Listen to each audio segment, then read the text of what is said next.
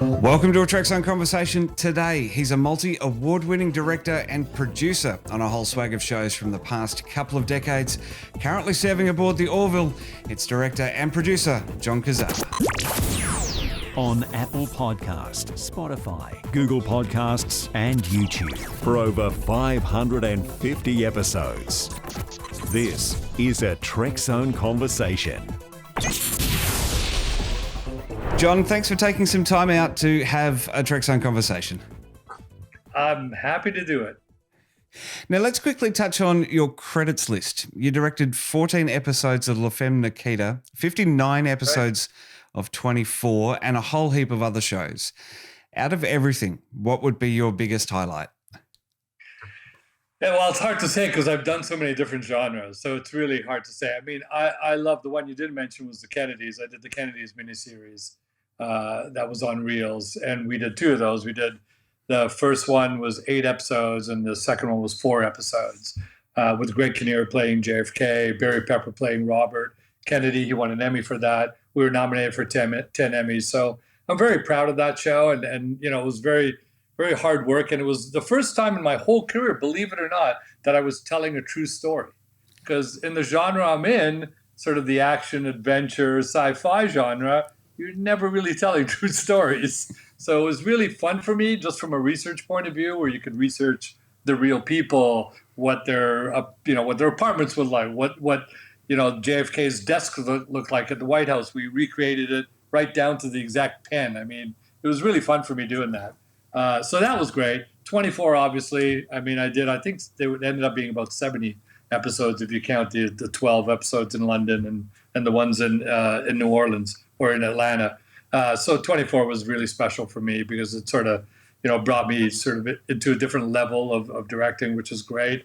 I loved La Femme Nikita. It was one of my favorites. I did the pilot for that. So I'm pretty excited. I was pretty excited about that. You know what? I find a little something in everything I do. I enjoyed doing my one episode of Criminal Minds. So it's like, and that's when I get, people want to know about that one more than almost anything. One episode. No, I really enjoy it. And of course, now I'm on the Orville, and it's so much fun. I mean, I'm working with probably one of the funniest and most talented people in Hollywood right now with Seth MacFarlane. We have an amazing crew. We have a really fun cast. So I'm really enjoying my time there. And it's been a long time. It certainly has. And we'll talk about the Orville in a second. It's an incredible feat season 3 has become. What I love about the Orville, I think, is that the Trek alumni that are on that show now with Doug Drexler, Andre Boramanis, all these other guys, the guest stars as well that have come through.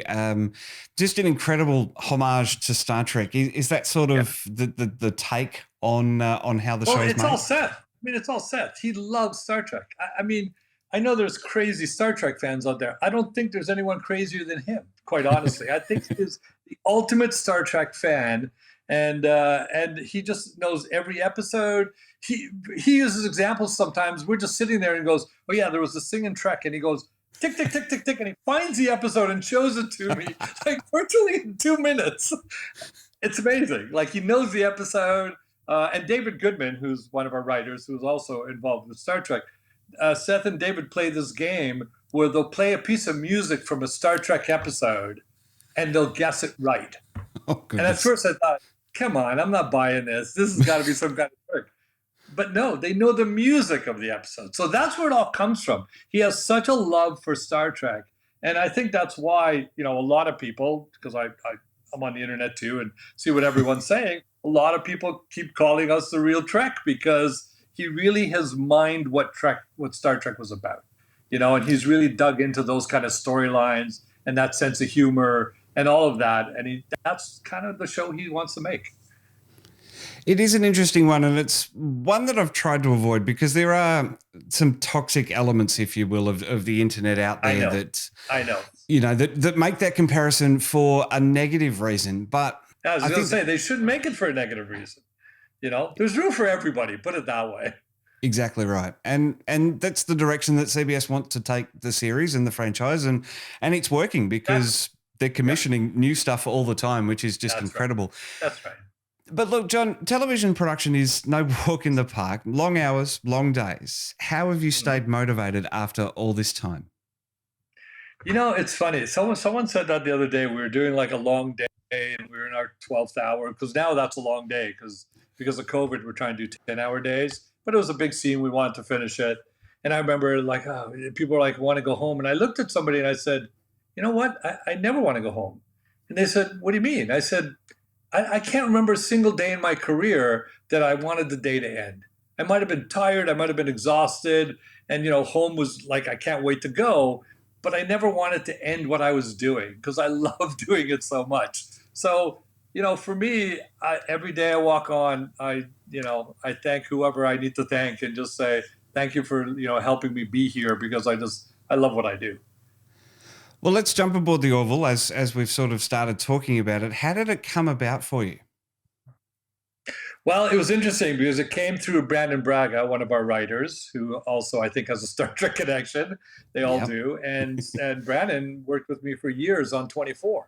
So we knew each other then. And he called me up one day and said, look, I'm doing this new show called The Orville with Seth MacFarlane.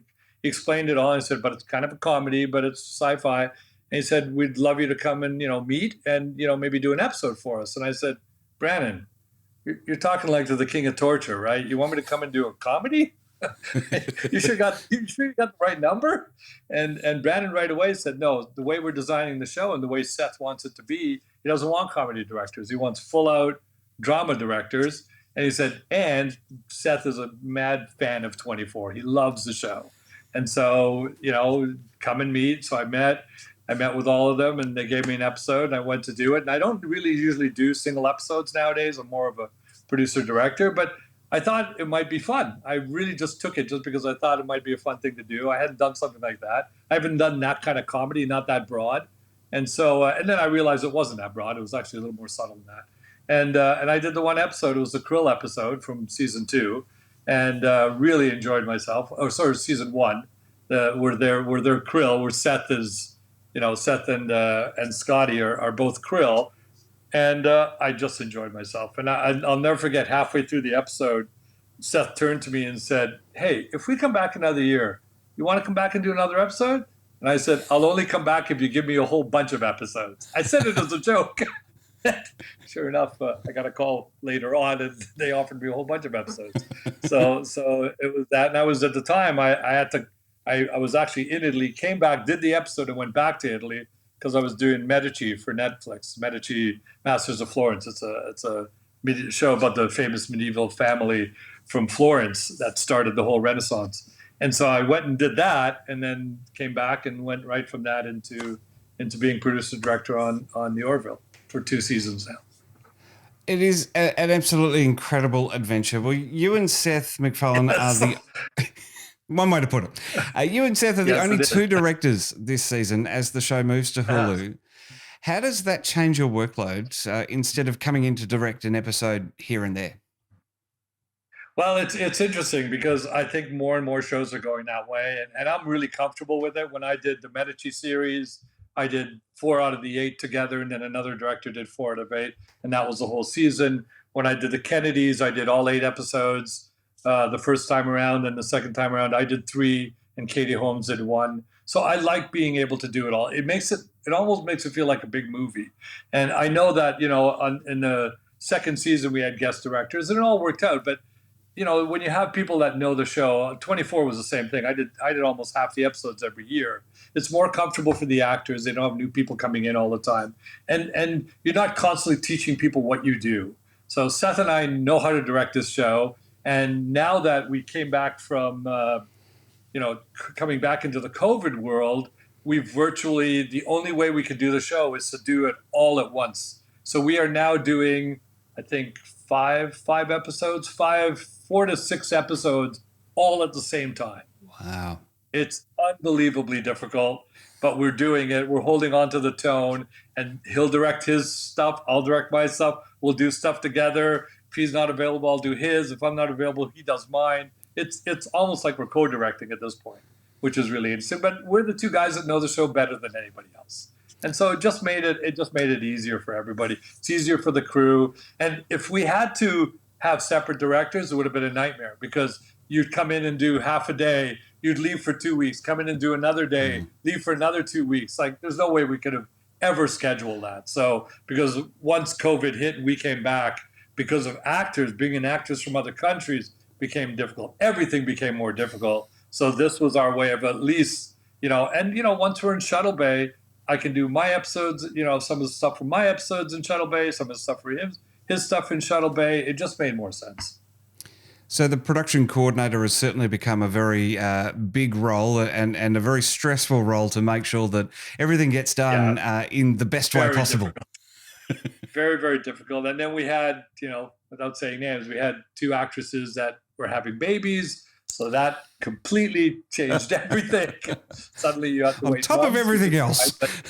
But on top of everything else, you got that little icing on the cake. So that had to happen, and we're still dealing with some of that. 3 actresses, actually, pretty amazingly enough. But that's just the way it is. That's the way that happens. And then other people have other shows. Ted Danson is coming back, and he's got his own show now that he's doing. Well, he always has, but he's got a new show, so we have to work around that schedule. It's a giant Rubik's Cube, is what it is. And so, but we're in good shape now, and I think we see the light at the end of the tunnel. It's still pretty far away, but we're getting close.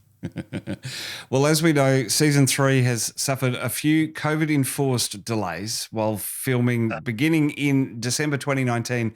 Man, that feels like an eternity ago. And again, last year, the show was halted. Aside from having to down tools, what's the biggest challenge from those shutdowns, Jon? Well, I think the biggest challenge is that, you're talking about people that have been in the business. I've been in it for 35 years and have done things a certain way for so long. And now you're asking them to completely change that and do it this way. Completely understand. I must say, knock on wood, we've been so lucky. We've had very few positive cases. We test every single day. We're one of the only shows that does that for safety. And we've been, everyone's really been the shields and the masks. And yes, they're an inconvenience. There's no doubt. I think part of the thing for me, almost more than anything else, that the actors can't see my face when I'm talking to them. I think I can see their face because they have to take their mask off to act, but they can't see my face. So sometimes I virtually look at them and I see this quizzingly kind of look at me, and I go, I'm smiling under you. So it's like, that's a bit, and same with the crew. Like, you've got a communication with the crew all the time, and you're all like, everyone's got the mask on. But again, I understand it as long as we got to shoot. That was the thing. And we've done really well. We've stayed with the protocols, and I think we're going to be staying with them probably till the end of this year. I don't think they're going to end. So I think we're going to be doing that. Whether when I go to another show or another season of this, maybe we'll see what happens with maybe there'll be more lax, maybe more people are vaccinated. We've got a good chunk of our crews vaccinated now, so that's encouraging. That is the best sign, and the best way forward is for those vaccinations. And fingers crossed, the next season doesn't have as tighter restrictions. I was reading that Akiva Goldsman, who was working on Star Trek Strange New Worlds, the pilot episode, there was a big scene that he wanted to shoot but couldn't get it done because of COVID restrictions with number of extras on set. Has there been any sort of changes needed for some scenes on the Orville? Well, what you have to do now, you have to have a core of extras that are with you all the time because they have to be tested. You can't suddenly call and say we need 10 more people. And I think, I don't quote me on the number, but I think it's 30. 30 is the max. And when we do anything in the shuttle bay, like the big orchestra, for example, I mean, the orchestra itself had about 25 people in it, and then the seating, I think there were about 200 to 250 in there. And we've got a couple more scenes like that this year. So we're still, what we've done with them, we've pushed them to the end. We're hoping that the restrictions will lax a little bit. And because, again, Seth and I are doing all the episodes, we were able to do that. We can sort of push the, certain scenes to the end. So we're waiting on that. We're waiting on, I think we have about 4 or 5 scenes that need more than 100 people. So that's a big tough one we can't get around. We might have to do motion capture, which is really not motion capture. I can't remember the name of it now, but where you virtually have a camera that does the same thing every time. So then you'll get some people and then move them here and then move them there, move them here. And by the time the shot's finished, you get to see it all as if everyone was there the whole time. So, and that's difficult because you can't get the same 30 people. You probably need to get different 30 people in. It's a bit tricky for us. So yes, he has that problem and we have that problem. I don't know. Right now, nobody's getting around it right now because the restriction it's very strict. It's 30 people and that's it. So we're gonna have to wait and see. You'll know when you see the show whether we got around it or not. Find a creative way. Maybe too many close-ups. Yeah. Not enough wide shots. When you're doing concerts in the shuttle bay or in the mess hall, then you need people. There's got to be people there. So. Yeah, exactly right. And for a crew complement on the Orville of over 300, I think it is, that 30 restriction is quite tight. But I mean, yeah, you work it's with. really tight. And you've got to work with what you've got, and hopefully that there is a stage where restrictions can ease off a little bit and you can get those shots done. Well, in recent weeks, John, we've heard of Star Trek Strange New Worlds and Discovery having COVID scares, with the former having a guest cast member test positive before they made it to set. And on Discovery, a Zone A member reported as a close contact of a positive case. That forced the production down to shut down until May 6th. That threat looms large, of course, everywhere. So how do you prepare for that? Well, you know what? It's interesting because that's part of the testing every day. Most shows aren't testing every day. Most shows are testing 3 times a week. What the advantage, and we have Dr. Brilliant, that's his name, who's our advisor. He's one of the best guys there is in the business. And so the thing about testing every day is that if I know that you've been negative for 6 days in a row, I tested this morning. We even test on a Sunday. On a day off, we have to drive in, get tested, and come back home again. So we test every day because what happens is if I know you've been negative for a month and you hit a positive on that day, all you have to do is stay home. Because you've just become positive, you're not contagious yet. You see? So the times that we've had positives, very few. The times that we've had them, we just call the person and say, you tested positive, please don't come in today. And it's as simple as that. And then, you do contact tracing. We also safely say what people were like, if he's a camera guy, we have to put some of the camera guys safely in quarantine for a couple of weeks just to make sure they're okay. But it doesn't affect production. We just have to replace some people, but we can keep going. Now, luckily, it hasn't happened with an actor. If it happens with an actor, that's a different story. But then again, we're shooting 5 shows at the same time, so we could, work around that also. A little harder for other shows that are doing 1 episode at a time.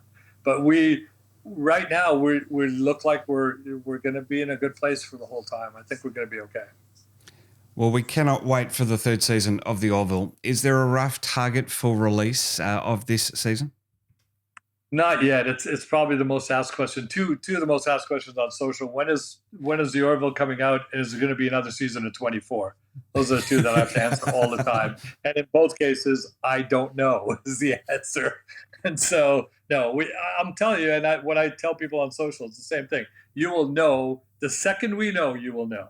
And part of it is the visual effects. Whatever you saw last year, kind of imagine that at least triple of what we saw last year in visual effects. Unbelievable amount of visual effects this year. So that's the part that takes the longest to put together, as you can imagine.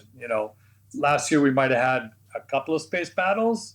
Sometimes we have a couple of space battles per episode. So I'm just telling you, it's a bigger deal. It's just a bigger deal from the storytelling to the number of casts to the guest stars to the style and look of the show. It's all just a bigger deal.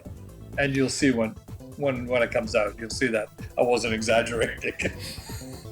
Well, Jon Cassar, I really appreciate you taking the time to have a Trekzone conversation. Good luck for the rest of the season. Thank you very much. And look out for it. It's coming. It'll come. Keep up to date with Twitter. Catch new podcasts daily on YouTube. Plus, we're beaming to your favorite podcast app 5 days a week. Just search for Trekzone and subscribe.